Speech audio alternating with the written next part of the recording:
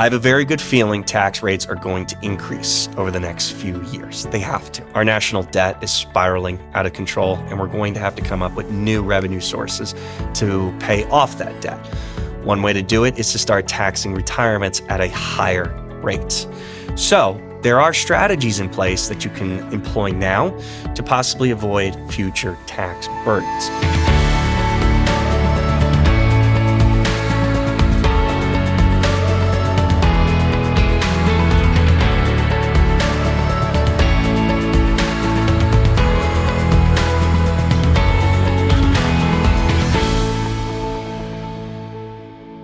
Hello there and welcome to another episode of the Wealth-Wise Women podcast. My name is Wes Cuprill, and in today's episode, I want to build upon a conversation that I had a couple weeks ago where I talked about Suddenly Single, a divorced woman's guide to a secure retirement.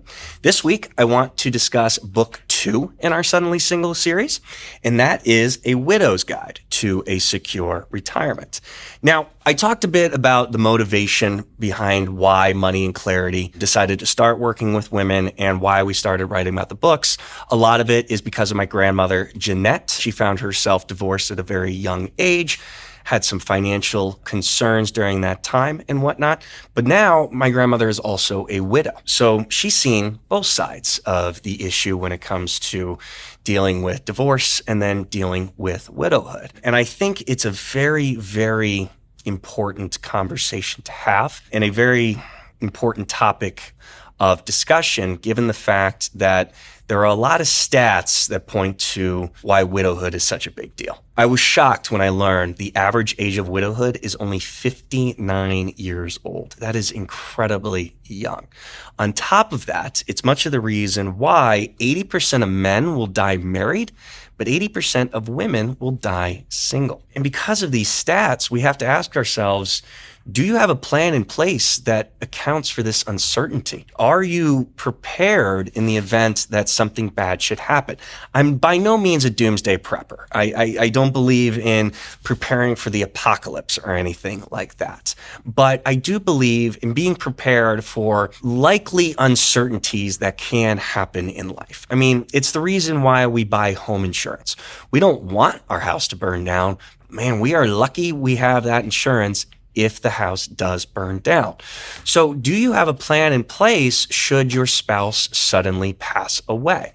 Not only a plan in place, but do you have a firm grasp on all of the finances of the household? I'm not trying to make any sexist comments or anything like that, but in our experience, when we've worked with couples, it's typically the husband who has the more of the grasp on the finances of the family and the one more typically involved in many of the investment decisions. Now, what I love is that those trends are actually changing as we're seeing more and more women are controlling the wealth of households and making more and more of the purchasing decisions, which love that. However, it still stands that in many relationships, a lot of times the man understands where all the money is and the wife doesn't. If the husband passes away, it can lead to a lot of uncertainty and stress for the spouse because she often doesn't know what all she has, where all of it is, and what does any of it mean. And so it's our job not only to help someone who's recently lost a spouse uncover what all the assets are, it's also our job to help them create a plan to help ensure that their retirement remains secure. Now, on top of that, I want to go over a couple of the other things that we talk about in this book. A lot of it is similar to the points that we make in the Divorced Woman's Guide to a Secure Retirement, but there's a couple other things that I don't think I fully discussed. One of those is that the idea that Social Security will meet all of your needs. But I think it's especially true for widows because when it comes down to Social Security benefits, while you may get the spousal benefit if your husband passes away, Social Security may not be enough to cover all of your needs in retirement. In fact, a large percentage of people who find themselves relying on Social Security in retirement find themselves much worse off than when they were still working. if not below the poverty line on top of that. The Social Security system is broken. There's no secret about that, and I wouldn't be surprised if eventually it fails.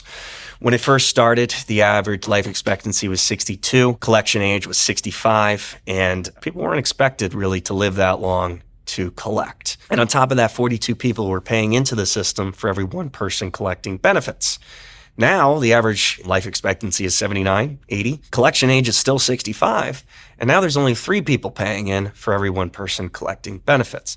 So as we can see, the system is failing. And the trust fund, the surplus of funds, if you will, is expected to run out sometime in the 2030s. Not great. Now, you won't see politicians running on that platform anytime soon. I think it's political suicide, but something is going to happen. They are going to have to address the ticking time bomb that is Social Security.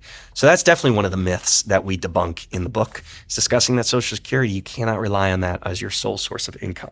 But another one of the biggest myths that we debunk, especially for those who have found themselves widowed, is taxes. Taxes are what we would call a ticking time bomb that does threaten your retirement. A lot of people who are nearing retirement have most of their money tied up in what we call tax-deferred accounts.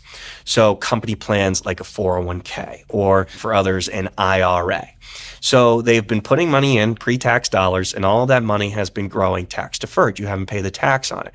When you withdraw that money, that's when you have to begin paying the taxes. I have a very good feeling tax rates are going to increase over the next few years. They have to. Our national debt is spiraling out of control, and we're going to have to come up with new revenue sources to pay off that debt. One way to do it is to start taxing retirements at a higher rate.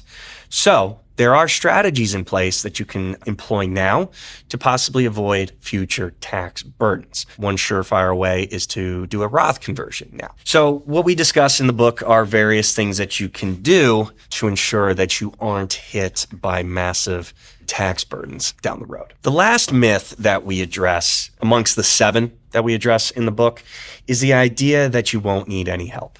I'm not here to contest anybody's self-reliance, if you will. When it comes to family, I think going anything alone is an extremely difficult task. Carrying the emotional burden of loss and trying to manage all of the things that come after the loss of a spouse can be overwhelming. I've not experienced it myself, but I've witnessed it, and I can see the burden that it has on those who are experiencing it. And the only thing that I would say is I encourage people not to go through things alone. And our job as financial advisors isn't just to help with the numbers. I think I say this in pretty much every episode. It's our job to help you in any way that we can. So while, yes, we help with a financial plan, we help put the investments together properly, we're also there to help our clients in any way that they might need. We especially are helpful when it comes to the psychology of things and helping you get through whatever tumultuous time you might be experiencing, especially the loss of a spouse. We can help you put a plan together that helps ensure that the next years of your life that you are going to be okay. Again, it's the answer to that question. Will I be okay? And our job is to help you answer that with an emphatic yes. So that's just a quick high-level conversation about our second Suddenly Single book. Both of these books you can get on our website, moneyandclarity.com. Just scroll down a little bit on the homepage, and you'll find a section to request free copies of the book. All you have to do is input your email, and we'll send it to you right away. If you find yourself suddenly single, or if you've found yourself widowed or divorced, or you just have any uncertainty in your life, I would love to sit down and discuss how we might be able to help you. No one should have to go through life alone, or should they have to deal with life's uncertainties alone. If there's any way that we can help, we'll tell you.